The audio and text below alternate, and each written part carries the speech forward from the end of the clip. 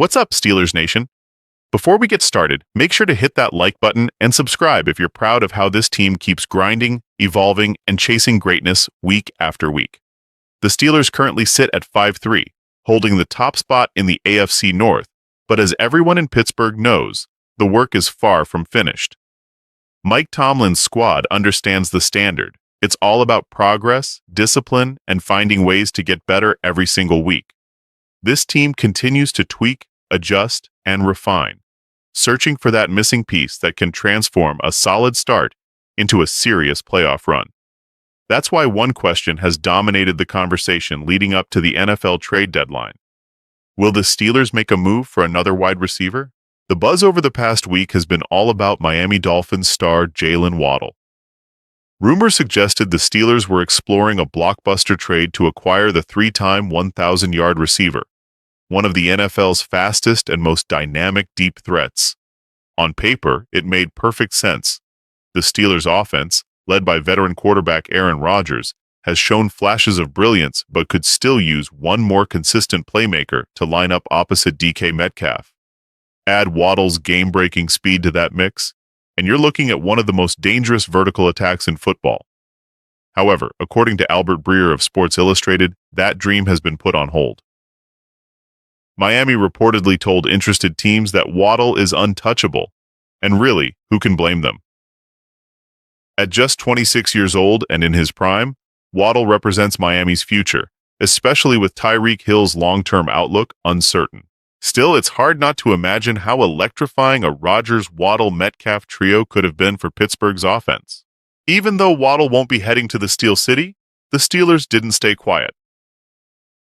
Earlier this week, the team made a subtle but intriguing move by signing veteran wide receiver Marquez Valdes-Scantling to the practice squad.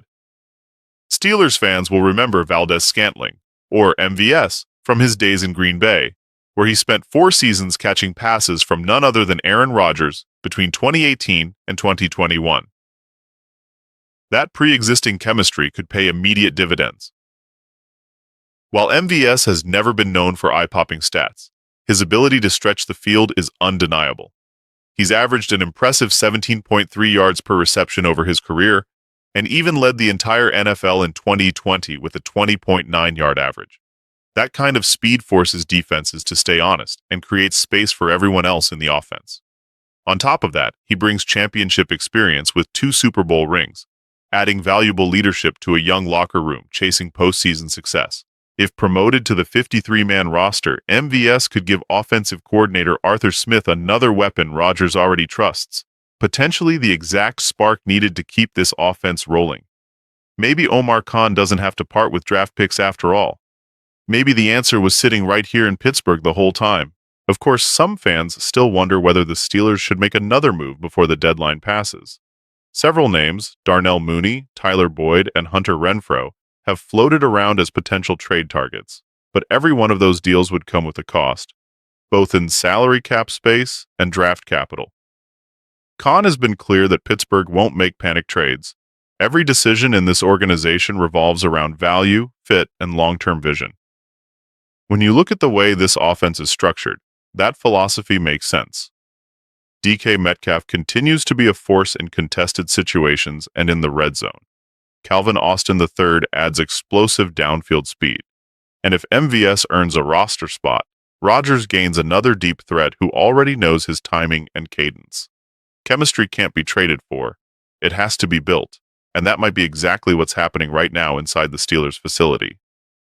While all eyes have been on potential offensive moves, the Steelers' defense made a major shift this week.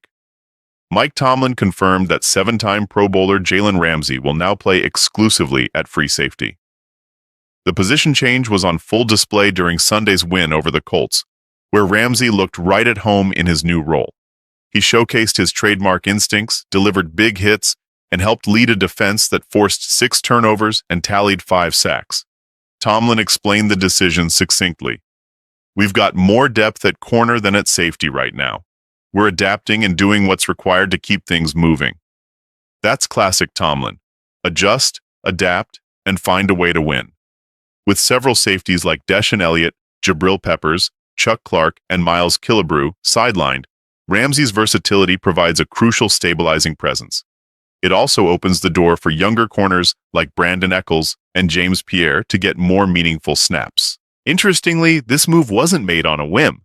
Ramsey has spoken for years about following in Charles Woodson's footsteps, transitioning from elite cornerback to safety later in his career.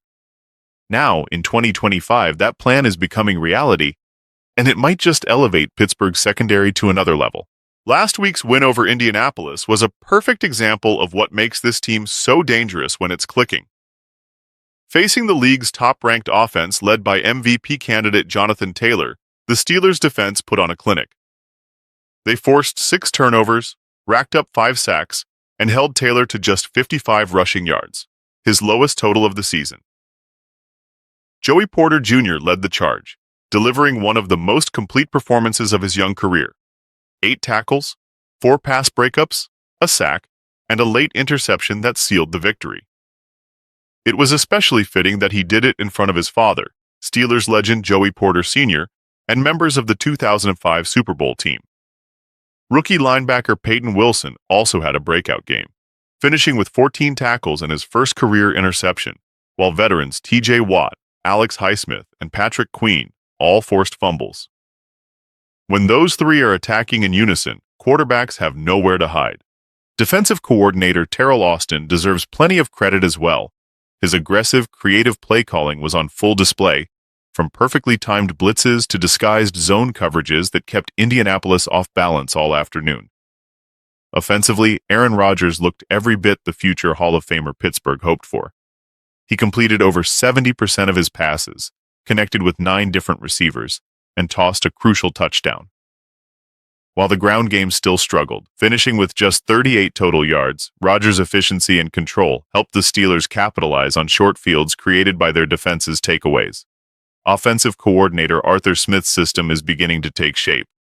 For the 3rd straight week, Pittsburgh topped 25 points, showing real progress in red zone execution and offensive rhythm. It may not be flashy, but it's effective, and right now it's winning football. With the victory, the Steelers improved to 5-3, holding a 2-game edge in the AFC North. The road ahead won't be easy. The next challenge comes against the 6-3 Los Angeles Chargers, a team that loves to test opposing secondaries with its high-powered passing attack.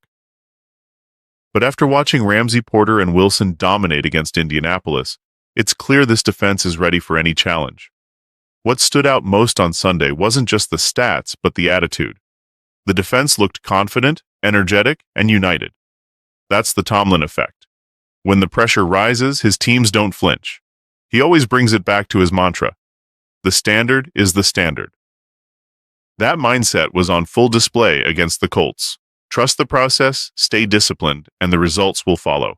There's still plenty to improve, especially on the ground, but when you've got Aaron Rodgers commanding the offense and T.J. Watt leading the defense, you're never out of the fight. This Steelers team is evolving in real time, finding its rhythm and rediscovering belief. Jaylen Waddle may not be coming to Pittsburgh, but the addition of Marquez Valdes-Scantling and Jalen Ramsey's move to safety show that the front office isn't standing still. This team is committed to adapting, building, and pushing forward. The standard remains the standard, and in Pittsburgh, that bar keeps rising.